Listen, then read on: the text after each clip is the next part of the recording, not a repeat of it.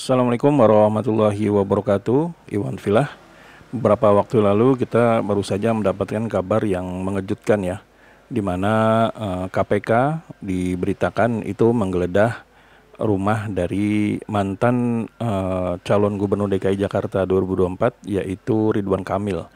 Nah, bisa dikatakan di sini sangat mengejutkan karena memang seperti yang kita tahu, kalau Ridwan Kamil ini ya bisa dikatakan itu dalam lingkaran kekuasaan ya, sehingga ketika namanya disebut menjadi target atau mungkin saja itu menjadi tersangka dari kasus BJB Bank Jawa Barat, banyak spekulasi yang bermunculan kenapa bisa Ridwan Kamil ini tersentuh oleh KPK, karena memang banyak pengamat atau siapapun yang mengatakan siapapun itu yang dekat dengan kekuasaan maka pasti aman dari segala macam tindakan dari yang ditujukan dari KPK ataupun dari kejaksaan. Sehingga bisa dikatakan banyaklah spekulasi yang bermunculan. Ada yang mengatakan kalau Ridwan Kamil ini seperti apa, seperti ini atau seperti itu, ya macam-macam lah gitu.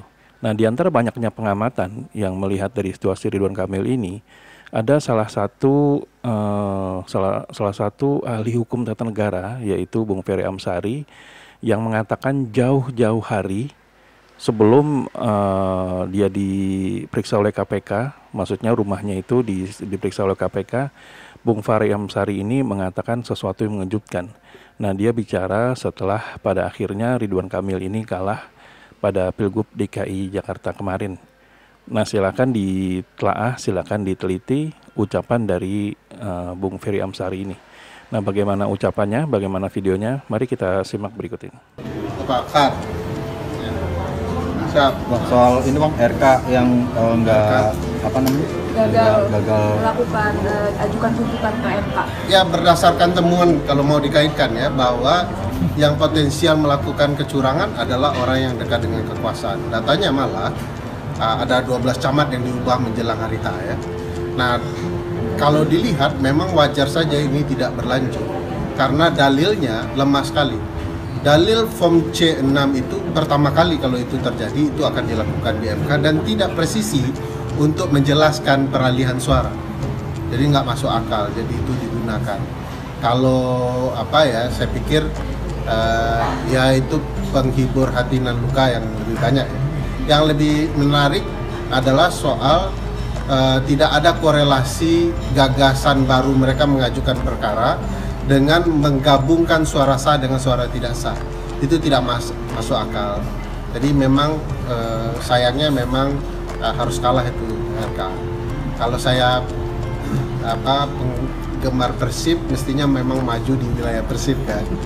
Dan saya dan teman-teman menduga ini dugaan ya bahwa tidak dibuatnya RK maju di Jawa Barat itu juga akan menghilangkan kesempatan RK untuk berlari lebih jauh di 5 tahun ke depan.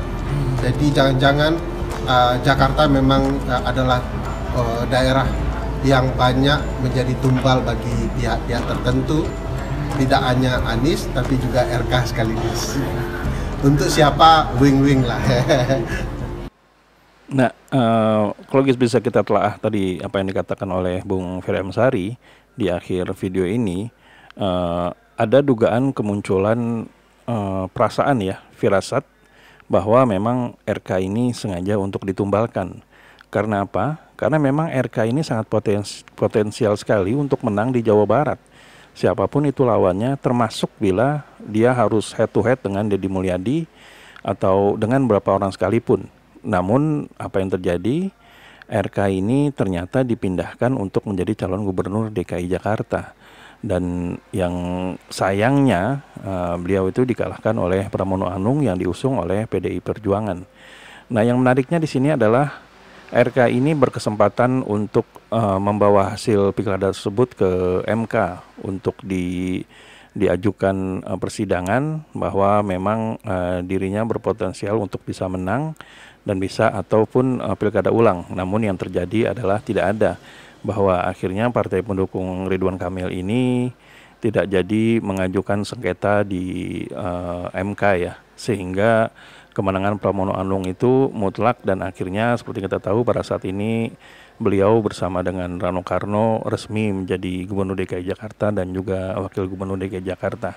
Nah di sini kalau kita bisa telah dari apa yang dibicarakan oleh Ferry Amsari, sepertinya Ridwan Kamil ini memang menurut analisa kami ya sudah disetting untuk ditumbalkan, karena memang bila dia menang di Jawa Barat atau di DKI Jakarta, maka akan berpotensial sekali untuk bisa maju sebagai presiden atau wakil presiden yang diusung oleh Partai Golkar ataupun partai apapun, sehingga bisa dikatakan beliau menjadi salah satu pesaing dari yang sekarang memerintah, yaitu Prabowo ataupun Gibran Rakabuming.